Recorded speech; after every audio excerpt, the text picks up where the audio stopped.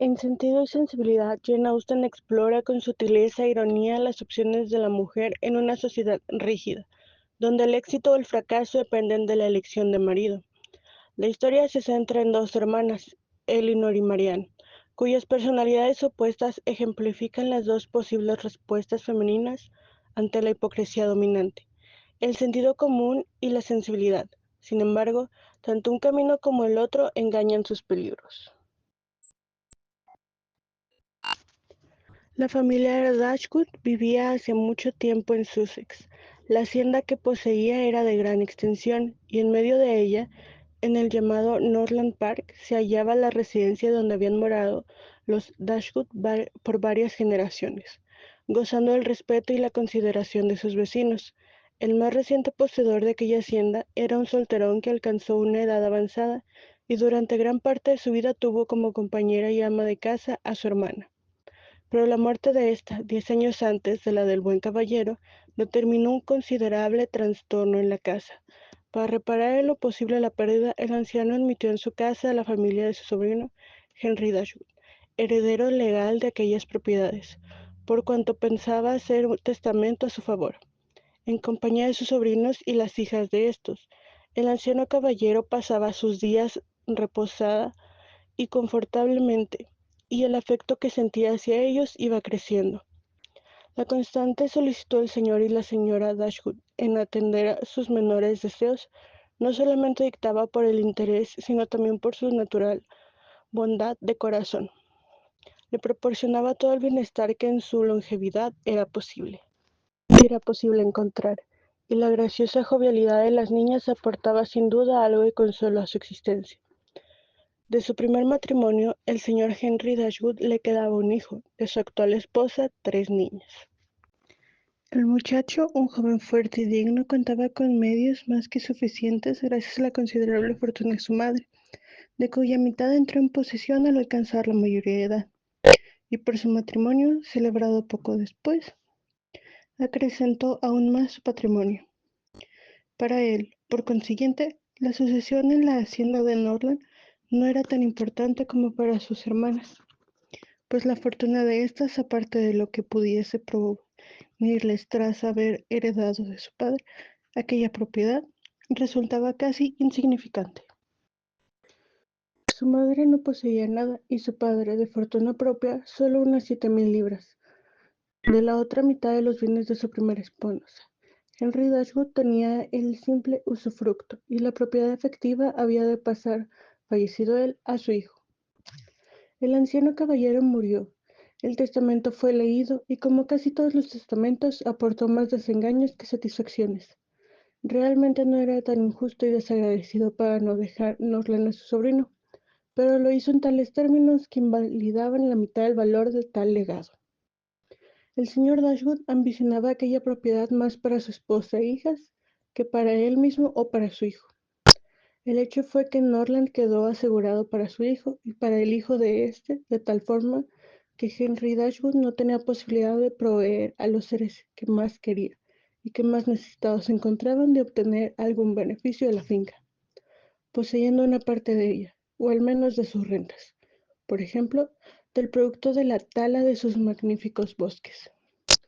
Todo estaba muy bien atado en beneficio de su nieto, quien en sus visitas con su padre y su madre a Norland se había ganado el afecto del anciano mediante los encantos propios de los niños de 2 o 3 años.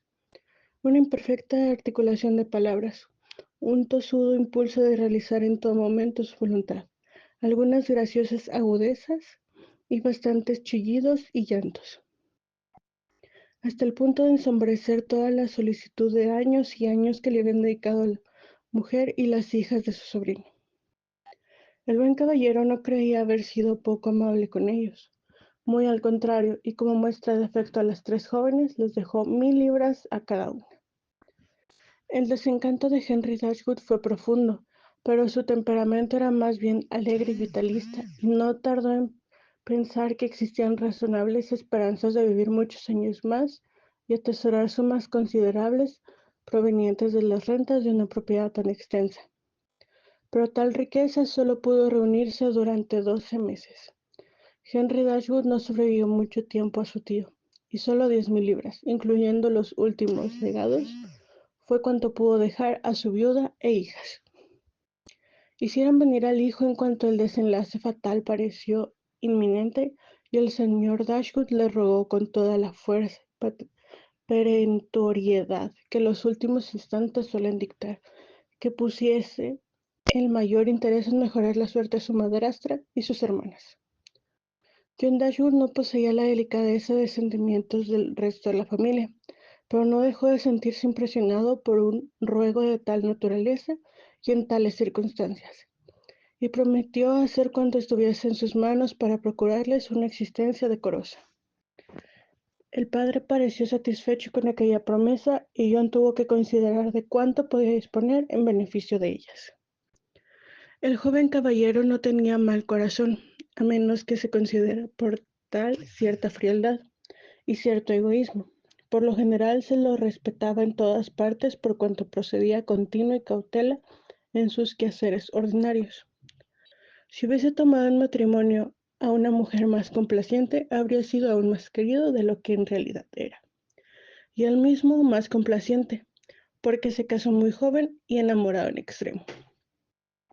La señora Dashwood no era más que una grotesca caricatura de él mismo, más intolerante y egoísta. Tras ofrecer a su padre aquella promesa, caviló que la forma de acrecentar los bienes de sus hermanastras podría consistir en entregarles a cada una 1,000 libras más.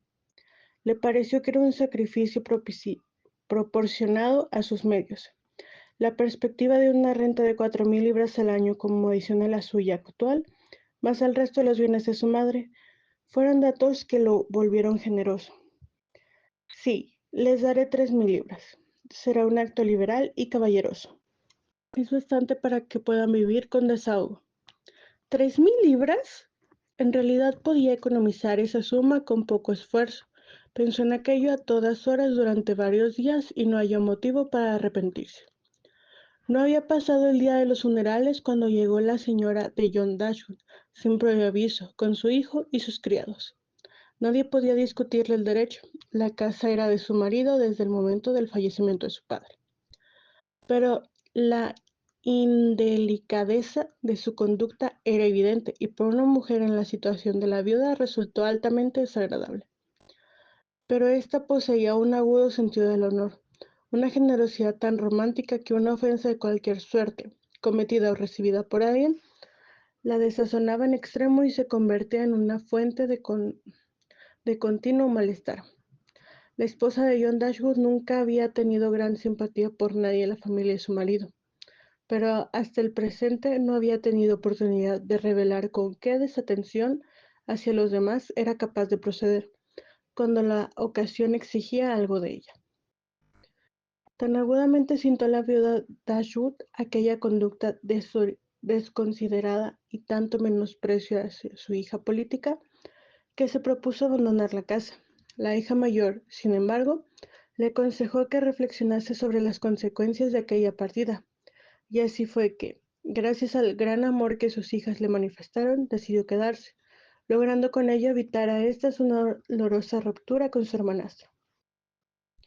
Elinor, la hija cuyos consejos habían resultado tan eficaces, era extremadamente comprensiva y poseía una gran serenidad de juicio, a pesar de no contar con más de 19 años, y ello la capacitaba para ser consejera de su madre, neutralizando con la discreción en bien de todos el apasionamiento de los juicios de ésta, que la inclinaban a la imprudencia y al despropósito. Además, tenía buen corazón, carácter afectuoso y encendidos sentimientos, aunque conocía diestramente el arte de gobernarlos, un arte que su madre nunca llegó a saber y que una de sus hermanas nunca quiso aprender. Las cualidades de Marianne en muchos aspectos eran las mismas que las de Elinor, sensible e inteligente. Era, no obstante, apasionada en todo y no hallaba mesura en sus alegrías o sus penas. Era generosa, amable, llena de interés. Todo, menos prudente. El parecido con su madre era sorprendente. Elinor veía con contrariedad los excesos de la sensibilidad de su hermana, pero la viuda Dashwood los apreciaba y los impulsaba. En aquellos momentos, Mariana y su madre parecían rivalizar en exteriorizar con énfasis su aflicción. La agonía de la pena que las embargó desde el primer momento era atizada voluntariamente, buscada, encendida de nuevo a cada momento. Se entregaban por entero a su dolor, se negaban a escuchar cualquier reflexión que se les hiciese, y luchaban contra la idea de que un día pudiesen llegar a consolarse.